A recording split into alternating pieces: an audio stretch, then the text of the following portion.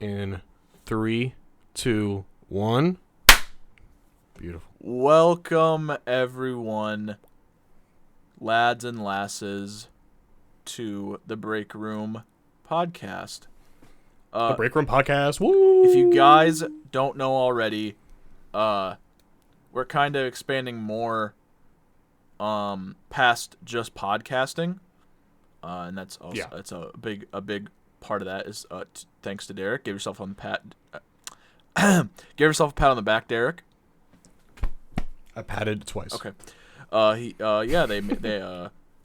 don't have NHL 24 on the PlayStation 5, but Derek does, and they made a little was it 7-minute video? 6-minute video? 6-minute video, I think. Something like that. Yeah. Of them having funny moments and clips from them playing hockey, but that's beside the point. Welcome to the Break Room podcast. I never remember what 23. This is episode 23. Yes, episode 23 of the Break Room podcast. And today, if you guys remember a few episodes ago, today we are going to be discussing Waco, an American Tragedy. I didn't give it that title. I mean, that is the title that Waco is known for, but Derek has written up tidbits and the whole story of the rise, the climax, and fall of Waco, Texas. Yes, Trey, thank you for that intro. I really do appreciate it. And I appreciate you shouting out the video. I want to give a quick thank, because I wanted to make a video of it separately, but I figured I shouldn't. I would just put it on the podcast. Mm-hmm. I want to thank everyone who came out like it's an event, came out and watched the hockey video. Kind of. I really do appreciate it. We got to 100 views, which is something I never thought would happen, especially on that video, because it's a game that I am not very familiar with, and it was just a one-off thing that I found a couple clips that were funny and put together, and I saw the triple digits in the view count, and I couldn't believe it. I was in town with Emily, and we were doing some stuff. Yeah. And I looked at it, and went, holy shit, You there's got no way. You got more views than me when we made our video together. I know. I never thought it would be more than 10 views. Kind of jealous. No, I'm just kidding. I mean, I am jealous. That's cool, but it's your channel too, buddy. I'm just saying. Yeah, okay, but in hindsight, I wasn't there because I don't have the game, and I was probably No, I wasn't working. I just wasn't on that night to play. Yeah, you weren't on that night. Yeah. Excuse me. But I will say, because of the quote-unquote success it had, it really made me sit down the day after and made me think a little bit, and it gave me a drive to actually make more content besides the podcast. So I am currently working on 2 videos besides the podcast that will be going up in the next week to 2 weeks. So be ready for that. However, today, we will be discussing Waco, the Waco Siege from 1993, to be precise. Episode 18, we had read out of the book of American Conspiracies, and this was one of the cults it talked about, and I asked Trey which one he would like to talk about first, and Waco was his first choice. So what I have done here is I have written out a very basic rundown of everything that happened with the Branch Davidian cult. It ended up being 9 pages, so what's going to happen is it's going to be a 2-parter. When we get to about 4.5 pages, somewhere where we get to a good starting point, I would imagine. Yeah. I'm going to hopefully get to the end of part 3 is where I want to stop. Yeah. Oh, okay. You have however, chapters. Yes, I do have chapters, and they have titles. I'm going to read them every time we get to one. Okay. But my thought process is Trey knows very little about Waco, correct? Yeah, I know the basics. Okay. So, my thought process, I'm going to read this from beginning to end, and whenever Trey has a question and wants to discuss about something, we will stop, discuss, and then continue. Sorry, I have heartburn. Give me a second. Something you're going to learn about me very fast is I have chronic heartburn. Chronic? Yeah, Tums don't help. Oh, okay. So, let's start this, shall we, Trey? We shall. Okay. Title: Waco, an American Tragedy. The Waco siege was a government raid on the compound in Axtell, Texas, in the early months of 1993. This raid, led by the ATF, alcohol, tobacco, firearms, and explosives, would quickly turn into a 51-day standoff between federal agents and the members of a cult called the Branch Davidians. The siege ended dramatically on April 19, 1993, when fires consumed the compound, leaving some 76 people dead, including 23 children. Okay. Part 1. Origins. Victor Hotif, a member of the Seventh-day Adventist Church, had broken away after being disgruntled by leaders of the church, disliked his manuscript he had wrote entitled The Shepherd's Rod, and founded the Davidians, or the Shepherd's Rod, centering around the Book of Revelations and Victor's manuscript. The Book of Revelations being Jesus, the Son of God, will come to earth and take the believers back with him to heaven. He did this in 1934. Victor's idea for this movement was he believed himself and his followers would be the people to inherit the earth, King David from the Bible, and his offspring were the original ones to inherit the earth, but he believed that he was. In 1935, the Davidians purchased the property outside of Waco, Texas, known as Mount Carmel. After Hotif's death in 1955, Ben Roden, who at the time was already teaching an offshoot of Victor's ideas, began the movement known as the Branch Davidians, who took control of Hotif's original settlement at Mount Carmel in 1962 after leaving for 7 years. So Ben was there, he left, came back, took over. Okay, Mm-hmm. we getting all this so far? Mm-hmm. Okay. You got any questions so far? No. Okay. After Ben died in 1978, his wife Lois Roden took the leading reins of the Branch Davidians. Lois followed in her late husband's teachings until 1981. Hold on, my mouse just died. I'm going to need that. No, if you got the Apple Vision Pro, you can just scroll down with your eyeballs. Ooh, that's what we should do for the podcast. We should both get Apple Vision Pros and we can just do the podcast from the pros. Yeah, let me drop a loan on that.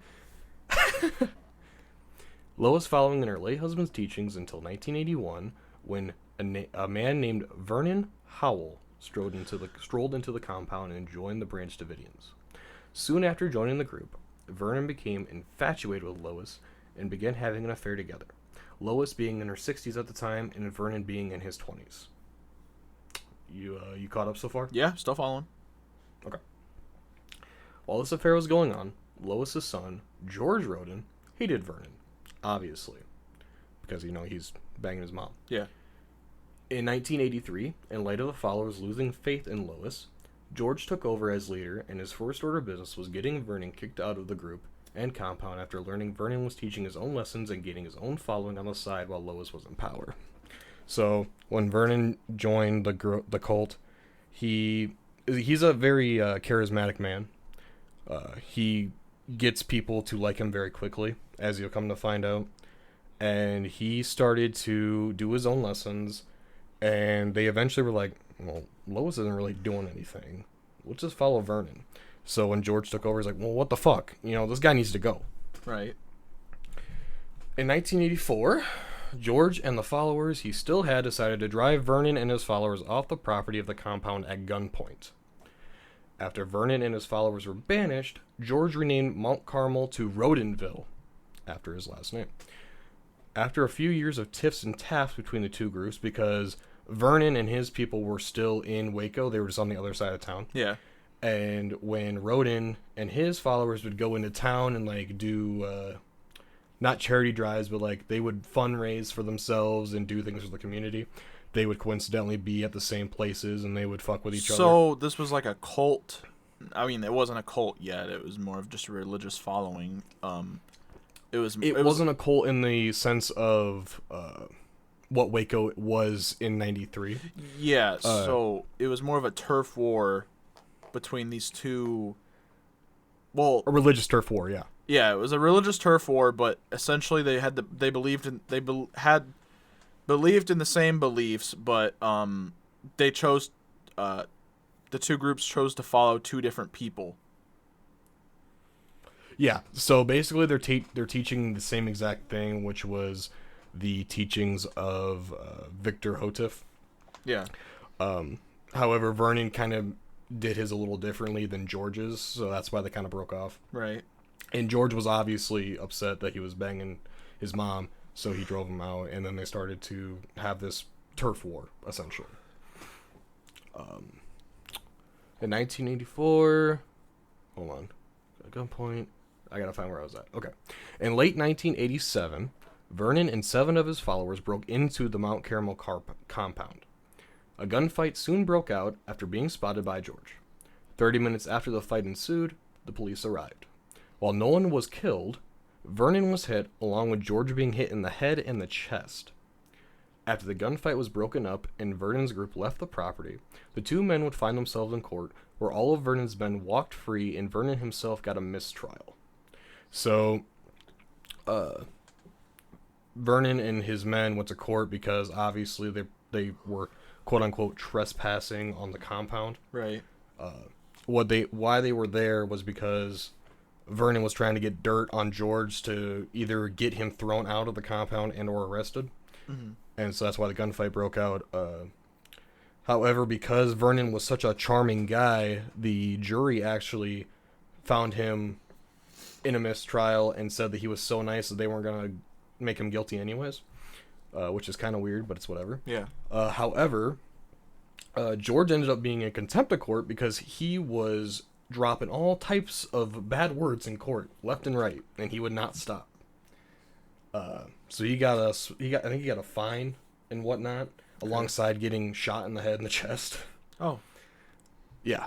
So in 1989, 2 years after this gunfight happened, George was very paranoid at this point by Vernon. He was like, why the fuck is this guy so much more charming than I am? Why is he getting all these followers?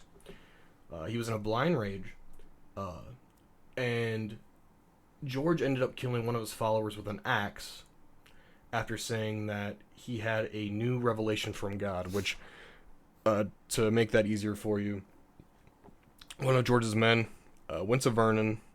Vernon taught him some stuff. He went to and this guy went to George, trying just to get him to learn some new things. Like, hey, I found this stuff from God. I'd like you to teach this. And George said, fuck that, and he killed him with an axe. Oh. Yeah. Okay. So, with George in jail for murder, and the compound running without a leader, Vernon strolls back into the leading role and took back Mount Carmel. He renamed it Mount Carmel, got rid of Rodenville. Vernon's now the leader of the entire Branch Davidians. He renames himself to David Koresh. That's the name you probably know. Yeah. Yeah. So David Koresh was Vernon this whole time. After this, David starts teaching his version of the Book of Revelation. So now he's taking Victor's teachings and the Book of Revelations. That's like a real book. Yeah. And he's doing everything his way now. He's rewriting everything. He's the Messiah, and he's going to teach everyone how he wants it to be. Okay. Okay. Where am I at? Sorry. Reimagining the Son of God to be himself, since he is teaching the message of the Lord. David at this point also teaches that Christ may not be the only one to come to earth and bring back the followers, but it just might be many persons or beings. They, the people, the Branch Davidians, must be the ones to fight the armies of Babylon when the world comes to an end. So this is where the quote-unquote doomsday cult ideas start to emerge, is in the late 80s, when David takes over. Mm-hmm. Okay. So part 2, trouble begins. After the takeover in 1989, David had said that he received a message from God that he was supposed to father 24 children. To do this, David would have these children with the women in the cult, which was known as the House of David, of his special people. This involved separating married couples in a group, who had to agree that only he could have sexual relations with the wives, while the men would only observe celibacy. Along with this, he married his wife, who was 14 years old at the time. This was legal by Texas law. How do you feel about that? That's not I'm only surprised because it's the 80s. It's fucked up that he married a 14-year-old, and it's more fucked up that it's legal in Texas. Yeah. Yeah. Yeah. This is going to get even worse. Along with this... Well, I think we've talked about... Sorry. Sorry. What? No, you're fine. I think we've already talked about this too. Yeah, you've definitely mentioned to me that he was just in this his following, and he's just fucking women left and right. Yeah, without being public about it, he turned the Branch Davidians into a sex cult for himself. Yeah. Yeah. Kind of like Charles Manson. Yeah, kind of. Yeah, pretty much. Right. Yeah. Yeah. Okay. So along with this, David took various spiritual wives, in quotations, some reportedly as young as 11 years old, not legal by Texas law. Okay. Yeah. Reported allegations that Koresh had physically abused children in the compound and had committed statutory grape, can't say the other word on YouTube, by taking multiple underage brides would soon be on the rise. In 1992, CPS conducted an investigation into these claims, which overall, CPS claims that there was no evidence of said abuse and the cases were dropped. However, as you might expect, people in the surrounding area of the compound and those who knew about the cult had changed their opinions on them. Now, I say that because in Waco, the Branch Davidians were very well known in the town. Mm-hmm. Because they unlike a regular cult where they kind of just stay in a compound and they don't leave, these guys were free to come and go as they please. So they would go get a job somewhere, like a store in town, or garbage men, stuff like that, right? Yeah. And they would also invite people from the town into the compound, and they would have like movie nights, ice cream parties, stuff like that. They were very community oriented, even though they were a cult. Mm-hmm. However, when this all came out, like I said, people's minds were very quickly changed by these people. Many took them for being abusers and rapists, which is undoubtedly okay to have said opinion. While the allegations were in full swing, another problem the cult was starting was the mag bag. Now, have you ever heard of the mag bag? It sounds familiar, and I think it's, again, because we've discussed something about this before. Okay. Well, I'll tell you right now, their biggest problem, which led to their downfall, was the mag bag, which in overall 2020 vision hindsight, the mag bag is completely legal, and I'll tell you more about it in a second. But it is the reason that the ATF and the Branch Davidians ended up the way they did. Okay. Do you have any questions so far? No, I'm still following. Okay. The mag bag was the cult's business to produce and manufacture firearms and ammo for stockpile and resale through the cult. They would go to local gun shows often and sell their weapons and acquire new ones on a regular basis. While the government would say that the mag bag was a front to procure illegal firearms, the store had an FFL, Federal Firearms License. Do you know what that is? Yeah. Okay. And kept logs and records regularly. One day, in February 1992, have you noticed that we jumped from the 30s all the way to the 90s already? Did you say the 30s? Yeah, so we started with Victor in the 30s. Now we're already in the 90s. Yeah. If I would have, so I summed this up really, really broadly because Trey said he did not want this to go on forever, which I understand completely. However, if I would have put down everything that's happened in this cult, we would still be in like 1952. Yeah. So we're already in 1992. One day in February 1992, a local UPS driver said a package had broken open on a delivery to the Branch Davidian residence, revealing at least a half a dozen training grenades and black powder. He also noted that the compound had been receiving packages from an arms dealer for months. On June 9th of 1992, the ATF opened a formal investigation into the Waco compound / magbag distributor, and a week later, it was classified as a sensitive case, thereby calling for a high degree of oversight from both Houston and Boston headquarters of the ATF. So what had happened was the UPS driver, like I said, the UPS driver found the package that broken open, found the training grenades, which are dummy grenades, and black powder, instantly reported to the sheriff, which obviously has to report it to the ATF. The sheriff at the time actually had said that they had gotten these orders before, and it was nothing new. He knew about the records and stuff. However, the ATF opened the case, and they were like, okay, we're going to see what these guys are all about. This is kind of dangerous that they're having grenades and black powder sent to them. Right. So, several claims stated that the investigation started when, in the same year, the ATF became concerned over reports of automatic gunfire coming from the Carmel compound. On July 30th, ATF agents David Aguilera and Skinner visited the Branch Davidians' gun dealer, Henry. I'm not going to say his last name because I don't want to butcher it. Presumably the dealer who was sending packages in the mail the whole time. So the UPS guy was like, hey, they've been getting these packages for months. It was coming from Henry, who, if I remember right, it was from Waco, like in the town. Okay. So they went over to Henry's place. They're like, hey, what do you know about these packages getting sent to the Branch Davidians? He's like, oh, yeah, those guys here. I'll call them up for you so you can talk to them on the phone. So they tried to get Koresh to talk to them on the phone. Koresh offered to let the ATF inspect the Branch Davidians' weapons and all of their logs and paperwork, and asked to speak with Aguilera personally. Aguilera declined. The local sheriff, concerned over the matter, stated, just go out there and talk to them. What's so wrong with notifying them? This is where things start to get a little weird for everyone. Yeah. Part 3. The enemy of my enemy.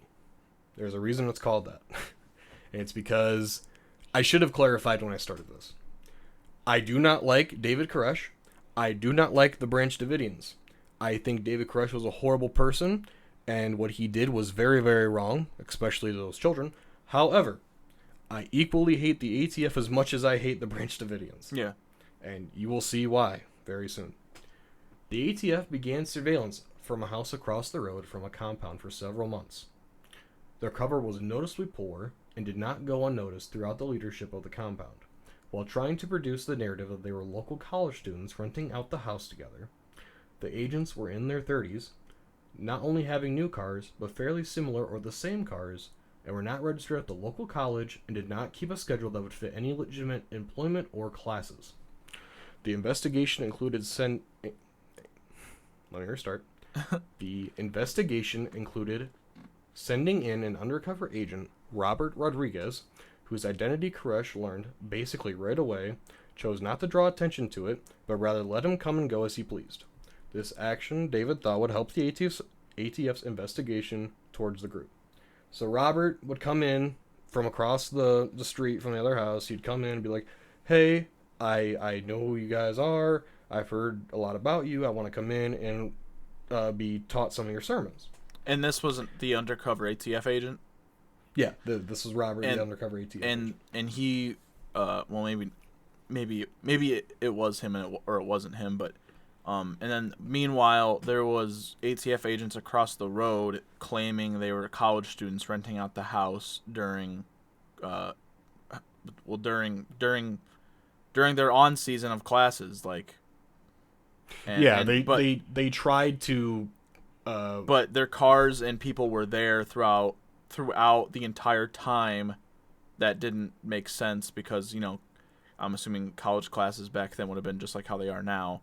If you have to go to a campus, you'd be there probably from like 8 a.m., 9 a.m. all the way until like 2 or 3 p.m. Yeah. But that wasn't happening.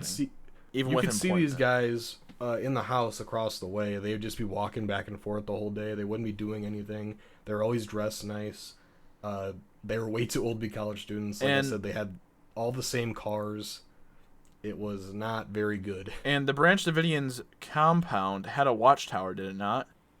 Yeah, it was like almost in the middle, not quite in the middle. But it was just, well, I shouldn't call it a watchtower, but it was a peak in the compound where I'm assuming you go up a flight of stairs and there's a room, probably. There's windows looking in every direction, and and we weren't there, so we wouldn't know, but I would assume they probably have something like binoculars or rifles up there with scopes on them looking at everything that's going on. Oh, I'm sure David had a fucking binocular set up there and he was watching them. Yeah. Because like I said, he knew right away that Agent Rodriguez was an undercover ATF guy. Right. As soon as he came in and wanted to be taught some of these sermons, like he wouldn't even stay for all of them. He would go in, maybe listen to half of it, and he'd just dip. Yeah.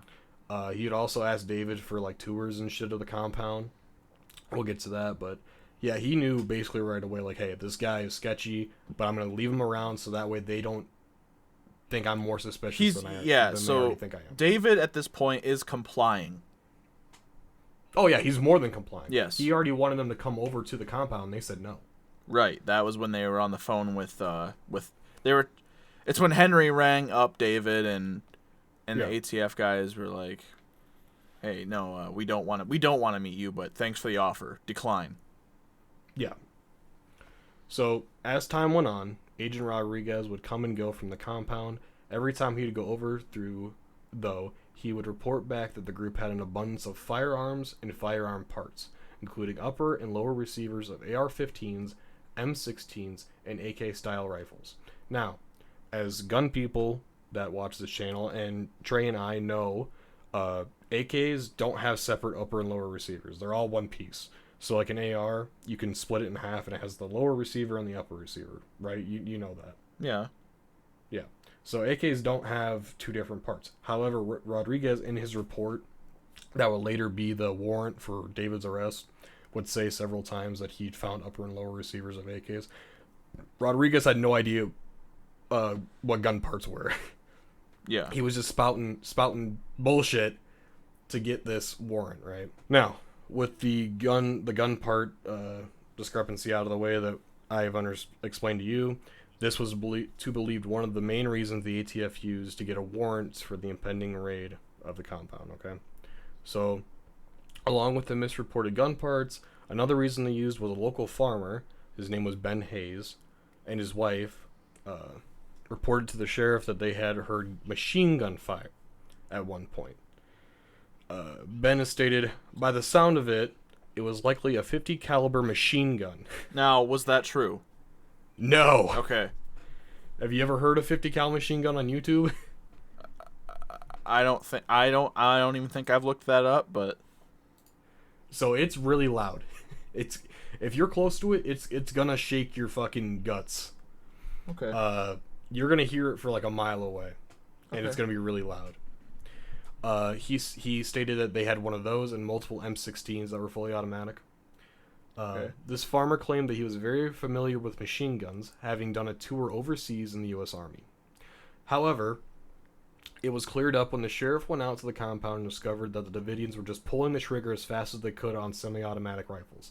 So the sheriff went out there. Now, I say this like this because the sheriff's been out there a lot, right? Like over Well, the years, he's been out there. I was gonna say like, a lot. You said they themselves, the Davidians, are community oriented. So, Yeah, and the sheriff was very familiar with David and all of his people. and he's like, he knew that I don't they think had they have a- machine gun. Like, No, he knew that they had a FFL and that they had a business where they sold and made guns or whatever. So when he had heard about this, he went out there and was like, "Okay, what are you guys doing?" And it turns out they just had AR-15s. we're just that were shooting the shit. semi-automatic. Yeah, they were. Well, they were doing this. They were just holding the gun. You know how you? You can I don't know bump. if you ever seen a video of it. Hey, you can You bump put fire your an finger AK in front of almost. the trigger. Yeah. Yeah, you just let it go. That's what they were doing. And so that's what the farmer heard. So he was like, "Okay, whatever. Just calm it down next time." They're like, "Okay, sorry." However, with this evidence, quote unquote, collected by Agent Rodriguez and the suspicion that the cult may have automatic rifles that they did not pay the federal $200 tax to own, Agent Aguilera filed an affidavit for several search and arrest warrants for Koresh and specific followers on weapon charges, citing that many firearms they had accumulated were illegal. So they were like, okay, so they have this business called the Mag Bag. We've looked into it. We're pretty sure that they have automatic weapons, which I don't know if you know this. It's technically illegal to have an automatic weapon. Did you know that? Yeah, unless you're in the military, yeah. Well, no. Anyone can have an automatic weapon as long as you pay the $200 tax on it. Oh, okay. So, what's the permit called to have that? I can't remember. I think it's a class. It's a different class, right? They're in classes, like class 1, class 2, class 3. I want to say Weapon is the licenses? highest class 4 then? I want to say number 3 is, because that's like when you're in the military, you have automatic machine guns and like grenade launchers and shit, Yeah. and only a certain amount of people have those. Oh, okay. So then, But yeah, they didn't have automatic weapons. No, but you could have if you paid a $200 tax for each gun. Right? Okay. So they were like, okay, so if they do have them, they didn't pay the tax on them, so we're gonna get a warrant either way. That was their thought process. Okay. So, with that being said, we have reached part 4 We are at the 31-minute mark. Do you want to keep going, or do you want to break it up from here?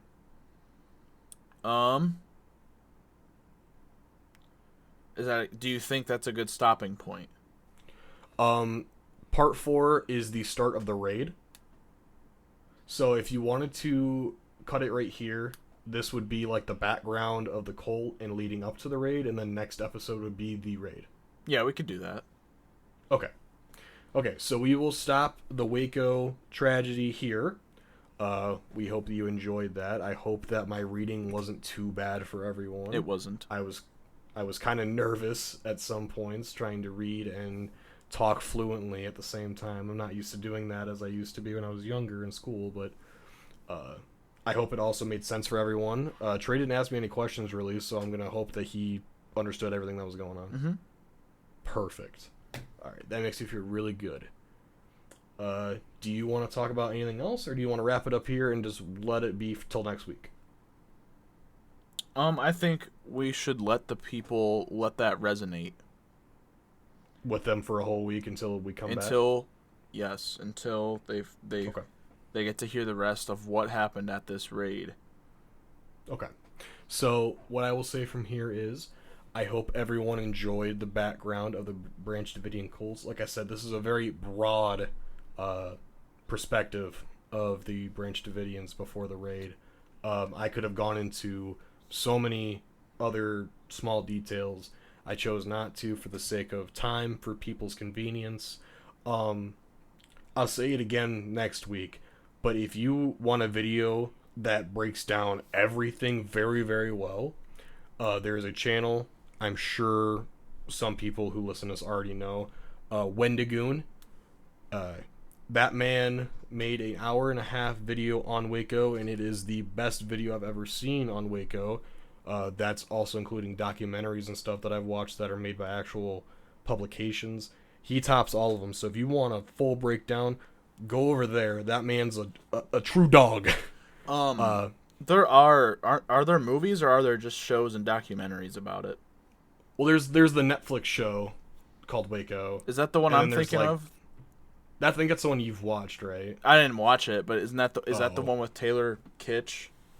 He plays David Koresh. Yeah, I think so. And then there's like 4 or 5 different documentaries from different publications. And with us obviously now discussing that, I wouldn't recommend watching the show until after next episode when we discuss the raid and everything after that. Yeah, I would definitely, the show is good. I've watched the show. However, they definitely changed some things about what happened in favor of the ATF, which I will get into next week.